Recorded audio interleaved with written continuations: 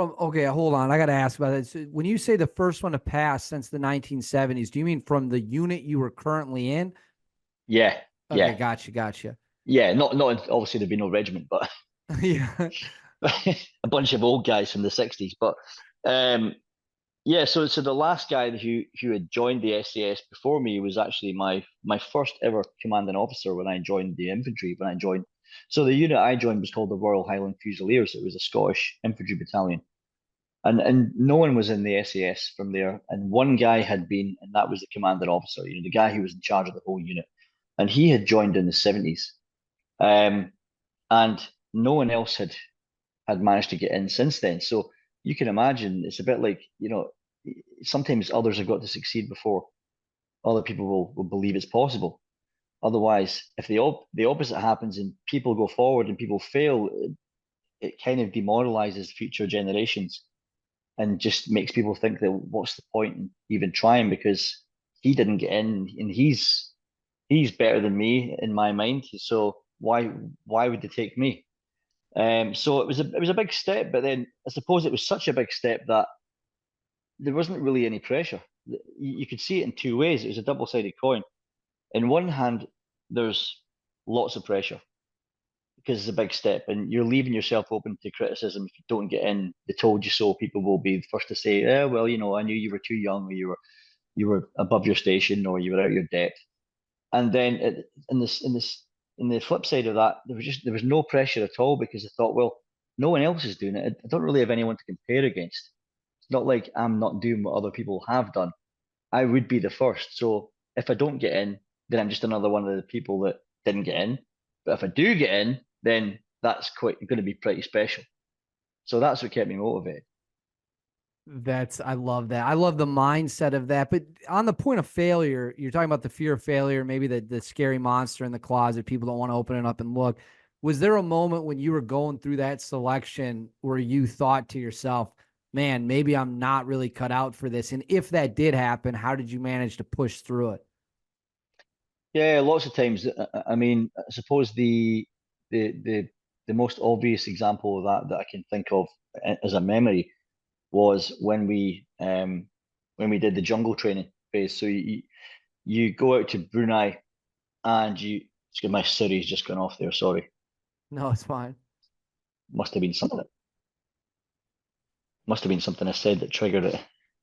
Anyway, so when we go out to Brunei and do the jungle training, there's a lot of pressure on. It's probably the time where I think I was under the most pressure because everyone's watching you all the time. Everything you do, everyone's watching you, and the pressure does get to you, and you do question yourself. So it could be how long you let something stay in your head, and it's a mind game because if and they do this on purpose. They do this because they want to see how you handle it.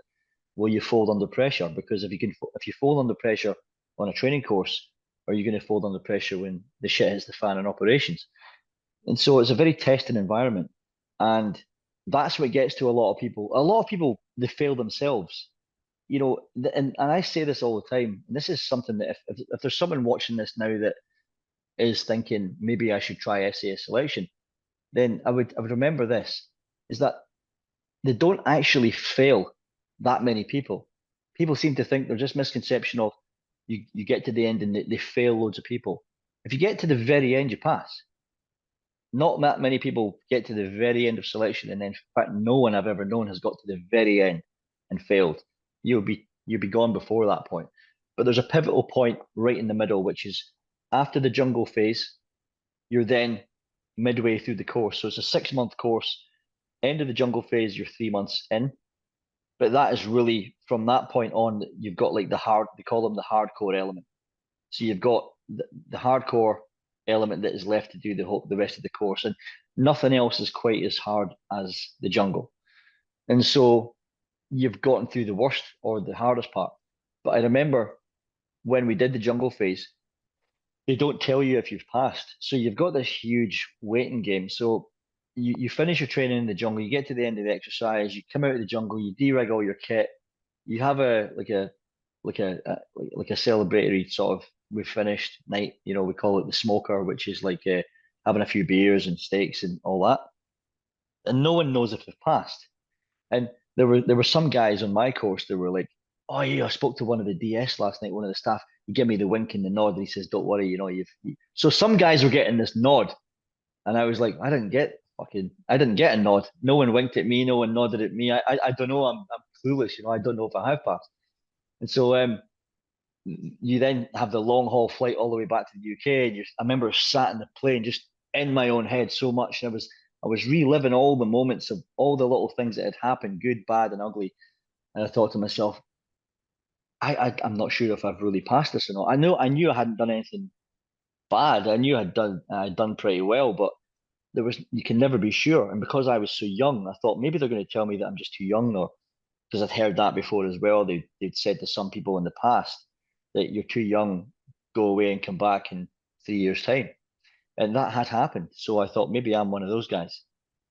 Anyway, got back to Hereford, and you then have a weekend away, and you come back, and that's sorry, before you go away for the weekend, it is before you depart for the weekend, you get told, and you get put in this one big room. Everyone goes in the same room. It's like a big cinema, training room, and the chief instructor comes in and he says the following names go and see the training officer, and my surname begins with B, so my surname is Bruce. So I was always quite early in the nominal roll, so they did it alphabetical order. And so they started reeling off these names. And as I was sat there, they got past B, they went on to C, D, and some people started, standing up and walking out the room. And then I've got to figure out which half am I in? Am I the people that staying going to fail, or the people that are going to fail? So I looked around the room, and all the guys who were still sat down were all the really good soldiers, and some of the guys who were stood up and walking out were the ones who were maybe told halfway through, you might not pass. So I was like 99% sure, I was like, I'm in the right half, unless I made a mistake. And then they all left, and there was like less than half of us left in that room. So it'd been like chunked right down again. There's probably, I don't know, 20 people left or something out of like 250. And then we got the news that you guys are the hardcore element. Congratulations, you've passed. So and that was a huge moment for me. That was like, I knew then. I thought, see, even if something happens after this, I've now got that far that no matter what happens, I did. I'm at the point now that no one else has actually done, which was a magical moment for me. But there was many times that I questioned myself. Absolutely, loads of times that I thought I might not be good enough, or was going to fail.